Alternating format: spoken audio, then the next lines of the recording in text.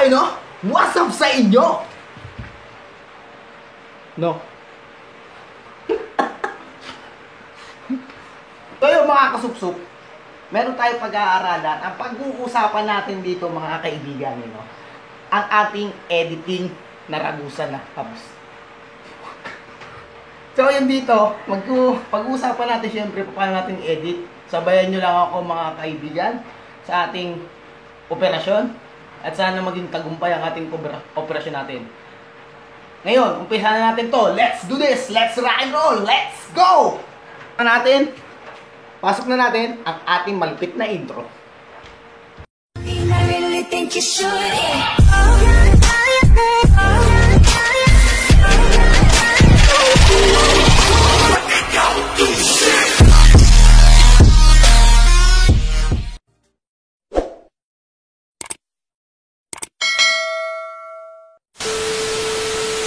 Sa episode naman nito, paano natin yung sprocket na pinakabit natin sa kadena na ginamit natin ng vice grip kasi wala tayong gamit dito. Ginawa lang natin ng DIY yan.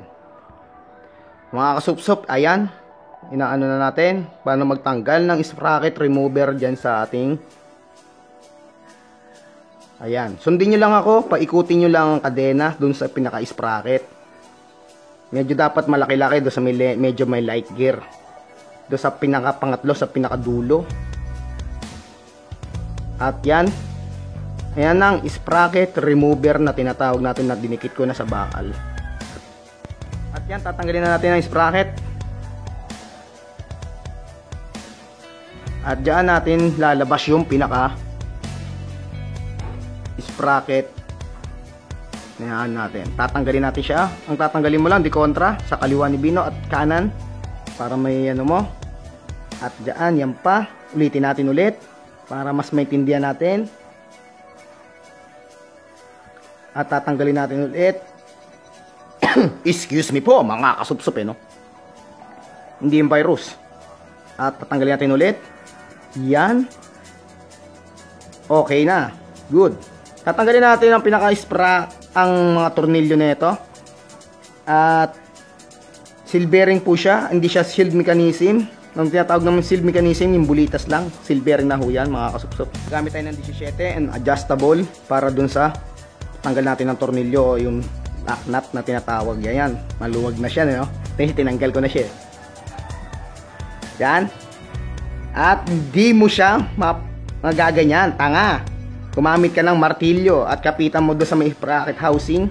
Yan. Pag ganyan palabas. Ngayon natanggal. Ayun. Ang tinanggal ng axle. At yan. Ang tips na naman.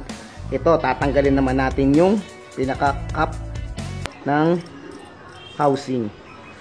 Ayun yung tinatawag na cap housing ng pre-hub. Tatanggalin natin. Ayun na bibigay sa kanya ng isang lock sa kanyang pre-housing. Meron siyang tunggulan doon na parang biyak doon sa pinakagitna. Ito yung seal bearing. Meron kasi dalawang klase kasi yan. Yung seal mechanism sa seal, yan naman seal bearing na tinatawag. Yon, tinuturo at daliri ko. At yan, kabilaan niyang biyak yan. Ngayon, babaklasin na natin mga kasupsup no? Sabayan nyo lang ako. Yan ang mga pinambabaklas. Ayun ayun nakikita nyo sana mga kasupsup. Ha? Nangano kayo ha? Bakit ba'y ganun ha? Ayan, tatanggalin na natin no? At dyan, pabaklasin na natin mga kasupsup. Ayos lang natin ang ating camera para mas maganda ang ating view. At yan, talagang unti-unti nyo lang at mababaklas din yan mga kaibigan. Ayun, nabaklas na, okay na. Ikutin natin. Ang pambaklas nito, yung paharap mga kaibigan, kung sunod ayon dun sa pagpidal mo. Ang pasikip naman nito mga kaibigan, yung paatras na pinitawag natin na pre-wheel. Yan, babaklasin na natin. Tingnan na natin ang pinaka itsura ng ragusa. So magtatanong nga pala nito, ito yata yung Ragusa M600 MX600 na Ragusa. Sa magtatanong nito, alam ko nito nasa 2.5 ang SRP. O kaya PM nyo na lang ako para pagka yung presyo. Pero wag na kayo magtanong, wag nyo na akong kulitin sa messenger kung anong tsura nitong kung anong mechanism nito. Basta iano ko lang sa inyo yung SRP. May mga bawas naman sa atin sa Kaloy's Bike Shop yan. O kaya punta lang kayo sa mga suki yung tindahan, kung saan man kayo. Pwede naman kayong order sa Shopee. Meron din kami Drinks to Go by Kaloy's Bike Shop. Kung ano nyo lang, Drinks to Go by Kaloy's Bike Shop. Yun ang hahanapin nyo. Tapos mag PM kayo. At sigurado, wag na pala kayo mag PM. Tumawag lang kayo. Wag kayo mag PM. Wag kayo mangungulit sa messenger o sa kasi hindi kayo masasagot basta-basta. Gusto nyo talagang may hotline number kami po doon sa Drinks to Go by Kaloy's Bike Shop. Available na pa rin pati ang ating Paxter ngayon doon sa Kaloy's Bike Shop. Pwede tayong ng Shopee. Ano yung tinuturo ni Bino? Na kinakalas ang rapid fire o shifter na tinatawag. Ayan ang ating kukunin na spring para sa tunog payaman. Ayan ang tinatawag natin. Kukunin natin siya at yan ang ating gagawing spring, mga kaibigan. At linisin natin ang pre-hub housing natin kasi napakadumi, dugyot. At yan ang mga natin, at toothbrush na Colgate. Hindi ako sponsor niyan pero baka naman. Yan, lilinisin natin siya, kukut-kutin natin siya, mga kasup-sup kut-kut sup-sup naman At yan, tatanggalin na natin at lilinisin natin siya at ayusin natin ang ating spring. Dito na lang, kakameran ko na lang siya at ako ay matutulog muna, babalikan ko kayo pagkatapos nito, Kaya huwag nyo kakalimutan mag sup-sup like and sup-sup share and subscribe at hit mo na ang notification bell na kulay dilaw. Good night. Woo!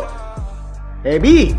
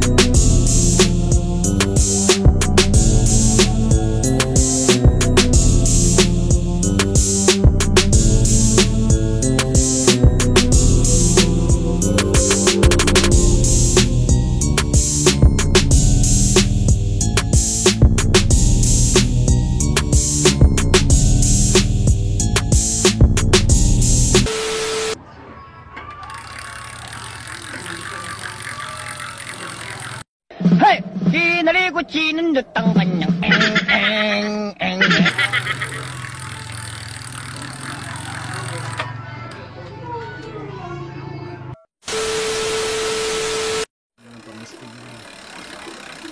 Yan, mga kaibigan, tapos na. Tapos na ang ating editing. Yun ang pinaka-editing ng Paxter sa utol ko yan. Tunog mayaman.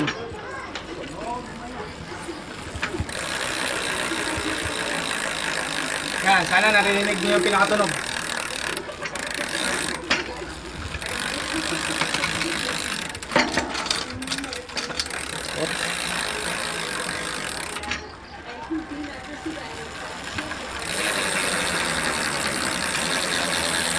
Sa editing talaga, maaari talaga sasabay ang pedal. Kasi mas malakas ang spring. Kasi yung pinakakadena niya, mahina lang na klase. Pero pagka tinayin natin mo, hinahawakan ko. Ikot natin ha. Hindi nasasama yung pedal. Kasi lumakas yung spring. Pero pag inano natin yan, sasusunod yan. Yung pinakano yan, spring, mahina sa roller. Yun, nakakuha na naman kayo ng tips. Sinasaluduhan kita. Hey! Kaya like and comment, subscribe sa aking YouTube channel. And peace. Sige, beer out. Hanggang sa muli natin pagkikita. Heavy. Will you please repeat it? Nagigil ka.